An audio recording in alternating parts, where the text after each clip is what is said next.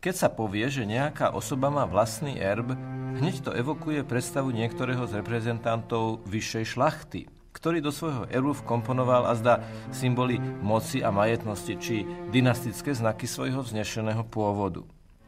Keď sa ale povie biskupský erb či erb biskupstva, v ich vyobrazení sa celkom logicky očakáva čosi celkom odlišné. Už nie symboly moci a dlhodobo dedenej vznešenosti, ale vyjadrenie akejsi základnej nosnej myšlienky, vyjadrujúcej nielen základné historické súvislosti danej diecézy, ale aj prioritné pastoračné ambície príslušného biskupa. V tomto zmysle možno až vnímať aj erb bratislavskej arcidiecézy, ktorému dominuje obraz rímskeho vojaka svätého Martina, inšpirovaný sochou Rafaela Donnera v rovnomennej bratislavskej katedrále. Vojak cvalajúci na koni ako symbole dynamiky a sily si napriek svojej rýchlosti povšimne žobráka na okraji cesty a rozdelí si s ním svoj plášť. Podľa jednej interpretácie si vojaci v dobe, keď žil svätý Martin, sami hradili polovicu výzbroje. Teda polovica plášťa bolo vlastne všetko, čo vojak Martin mohol v danom okamihu dať. Napriek rýchlosti sa pristaví, napriek výške koňa sa skloní, napriek výzbroji, ktorou disponuje, si empaticky povšimne bezbranného.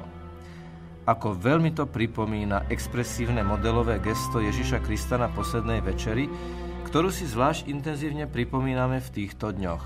Áno, už on, Boží syn Ježiš Kristus, sa skláňa k nohám apoštolov, umyjúc im nohy, teda učinia čosi, čo bolo úlohou sluhov a otrokov.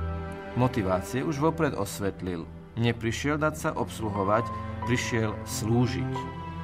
A tak sa už on vo večeradle v existenciálnom zmysle slova sklonil k svojim učeníkom, aby im dal príklad. Nech sa ani oni, apoštoli, nikdy necítia tak povediac na koni, nadradení, ale nech v šlapajách svojho majstra tiež slúžia druhým. Možno aj preto sa Peter vzoprel a nechcel pripustiť, aby mu obdivovaný a zázraky konajúci majster umyl nohy. Nie, nezdá sa, že by to bola predovšetkým Petrova pokora. Možno sa skôr podvedome bál, že ak jemu umie nohy jeho majster, o čo viac to bude povolaný robiť neskôr aj on sám. A po ňom vlastne aj všetci biskupi a kňazi celých cirkevných dejín. Veď umytím nôh, ako by sa človek v prenesenom a predsa reálnom zmysle slova očistil úplne, dokonale, do najhlbšej hĺbky duše. Vlastne každé rozhrešenie, každé povzbudenie k obráteniu, každý dotyk s eucharistickým Kristom je tak veľmi podobné umývaniu nôh, tak veľmi evokuje vymývanie srdca. Je to samozrejme aj úlohou všetkých kňazov, ktorí sa so svojimi biskupmi a oltárnymi spolubratmi stretnú na omši svetenia olejov, aby si spolu, okrem iného, aj obnovili kňazské sľuby a započúvali sa rozjímavo do mandátu, ktorý oznel pred 2000 rokmi po umývaní nôh a pri ustanovení Eucharistie. Toto robte na moju pamiatku. Pamiatku, ktorá je viac ako púha nostalgia za dávnymi udalosťami. Pamiatku, ktorá je súčasne sprítomnením lásky Krista.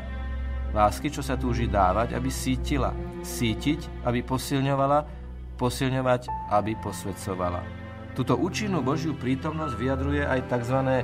Božie oko. Otvorené oko je odjakživa symbolom všetko prenikajúceho a premieňajúceho Božieho poznania. Boha, čo poznáva v skrytosti, čo dovedí do najtajnejších záhybov duše hriešnika. Božie poznanie však nikdy nezostáva v polohe izolovanej samoučelnej informácie. Boží pohľad je pohľadom záchrancu, ktorý zo svojej najhlbšej podstaty túži dvíhať, posvedcovať, zachraňovať, keď láska, nevýslovne dynamická láska Svätej Trojice, vyžaruje na ľudí. Áno, onen trojuholník rámcujúci Božie oko vyjadruje Trojicu a jej nevýslovne láskyplný vnútorný dynamizmus. Ten síce nekonečne presahuje limity našej ľudskej chápavosti, no čosi z jeho mystéria sa odkrýva na kríži, veď na kríži Ježiš odovzdáva ducha, z kríža volá Otca, z kríža sa modlí za tých, čo ho tam nechali priklincovať. Omšou svetenia olejov na predpoludne Zeleného štvrtka sa kňazi zjednocujú okolo svojich biskupov s trvale platným poslaním. Vytváraním duchovne plodnej jednoty svedčiť o láske Krista, ktorý sa výslovne modlil, aby všetci jedno boli. A po návrate do farnosti ohlasovať evanjelium až na kraj sveta, teda vo všetkých prostrediach, vo všetkých okolnostiach, vo všetkých situáciách. Bezhraničná Božia láska. Jedine po tej prahnú ľudské srdcia. Jedine tu im treba ponúknuť, upriamujúc ich pohľad na Golgotský kríž. A samozrejme na prázdny hrob, ktorý tomu krížu dáva ten najplnší zmysel.